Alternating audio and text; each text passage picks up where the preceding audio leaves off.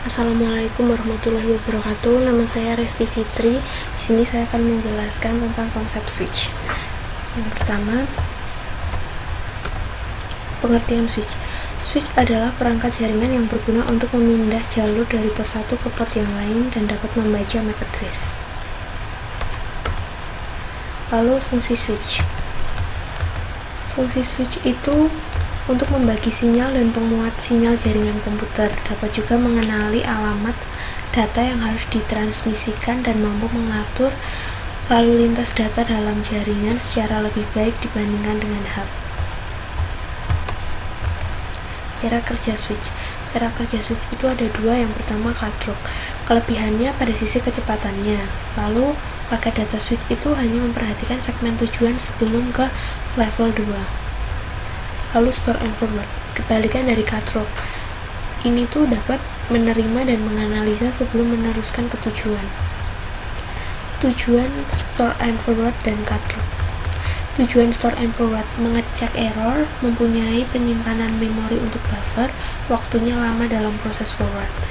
Lalu cut through, tidak ada pengecekan atau langsung menuju ke tempat tujuan, tidak ada penyimpanan automatic buffer.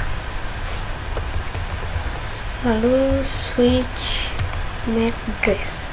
Switch itu menentukan bagaimana mengenai frame data yang masuk dengan menggunakan tabel alamat MAC. Switch membangun tabel alamat MAC dengan merekam alamat MAC dari not yang terhubung ke setiap portnya. Ketika sebuah frame data yang masuk diterima oleh switch dan alamat MAC tujuan tidak dalam tabel, switch meneruskan frame ke semua port oleh switch dan alamat tujuan tidak dalam tabel. Switch meneruskan frame ke semua port kecuali port di mana ia diterima. Ketika node tujuan merespon, switch mencatat alamat MAC node dalam tabel alamat dari bidang alamat sumber frame. Lalu switch network. Switch network itu ada dua. Yang pertama, circuit switching, teknologi yang menghubungkan secara jaringan. Lalu paket switching, data yang ditransmisikan dalam paket-paket kecil. Paket switching ini antara lain datanya itu ditransmisikan dalam paket-paket kecil kurang dari 1500 byte. Jika source mempunyai message yang lebih panjang sebelum dikirimkan, message itu tuh akan dipecah-pecah dahulu atau dipaketisasi. Lalu tiap paket itu tuh berisi data dari user atau informasi yang akan dikirimkan dan header. Header itu berisi info agar bagaimana paket bisa melalui jaringan dan mencapai alamat tujuan, kayak seperti itu source atau sender address, destination atau recipient address, terus packet size, sequence number, sama error checking information. Lalu converging network. Converging network itu ada dua. Yang pertama, dedicated network sama converged network. Kalau yang dedicated network itu setiap layanan memerlukan jaringan sendiri, dan karena berbeda layanan maka mereka memiliki standar aturan sendiri-sendiri dalam berkomunikasi. Sedangkan converged network itu satu jalur bisa digunakan untuk beberapa jenis data yang mampu memberikan layanan ke berbagai tipe device dalam satu jalur karena mempunyai aturan yang sama. Collision itu kondisi di mana dua buah device mengirim data pada saat yang bersamaan. Hal ini tuh dapat mengakibatkan pada kehilangan data atau data tidak lengkap dan berebut sumber daya. Collision domain itu salah satu segmen jaringan logis di mana paket-paket data tersebut dapat saling bertabrakan dan berbenturan. Broadcast domain yaitu semua device atau perangkat yang dapat mengetahui sinyal yang berasal dari perangkat network tertentu yang berada dalam satu segmen. Perbedaan collision domain dan broadcast domain.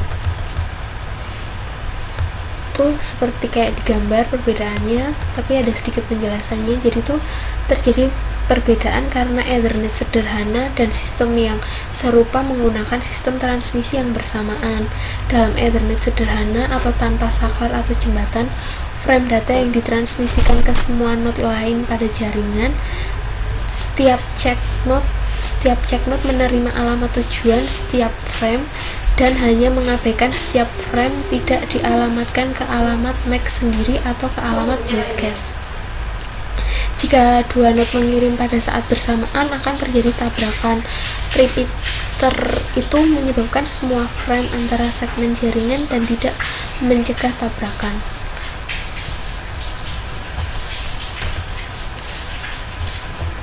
Lalu cara mengelola collision. Cara mengelola collision tuh ada macam-macam ya. Salah satunya tuh mengakomodir segmentasi dari LAN, terus menyediakan komunikasi full duplex antar device atau perangkat, mengambil keuntungan dari kepadatan port yang tinggi, terus penyangga frame besar atau buffering lag frame, terus menggunakan port berkecepatan tinggi. Bisa juga mengambil keuntungan dari proses switching internal atau taking advantage of the fast internal switching process. Terus memiliki biaya yang rendah per portnya atau having a low per port cost.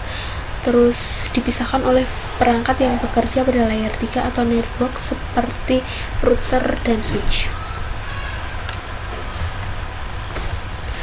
Nah, ini tambahan perbedaan hub, router, dan switch. Yang pertama tuh perbedaan hub. Hub itu alat penghubung antar user. Jadi hub itu meneruskan seluruh paket data melalui satu port dari port workstation ke semua port yang tersisa. Hub ini tuh fungsinya sebagai perangkat penerima sinyal dari sebuah komputer dan merupakan titik pusat yang menghubungkan ke seluruh komputer dalam jaringan tersebut. Kerjanya itu di layer 1 atau fisikal. Terus router itu perangkat keras jaringan komputer yang mengirimkan paket data melalui sebuah jaringan atau internet menuju tujuannya. Jadi melalui sebuah proses yang dikenal sebagai routing. Kerjanya itu di layer 3 atau network. Kalau switch itu memiliki salah satu keunggulan, yaitu dapat mencegah terjadinya collision atau tabrakan. Maksud dari tabrakan di sini tuh tabrakan data. Jadi switch dapat mencegah collision ini karena switch memiliki fungsi meneruskan data, dan jika salah satu node ingin mengirim data ke node yang lain dan ada node lagi yang ingin mengirim data, switch akan memberikan jalur pada keduanya. Jadi nggak akan terjadi collision atau tabrakan. Switch ini tuh kerjanya di layer 2, yaitu data link. Nah, sekian presentasi yang saya sampaikan.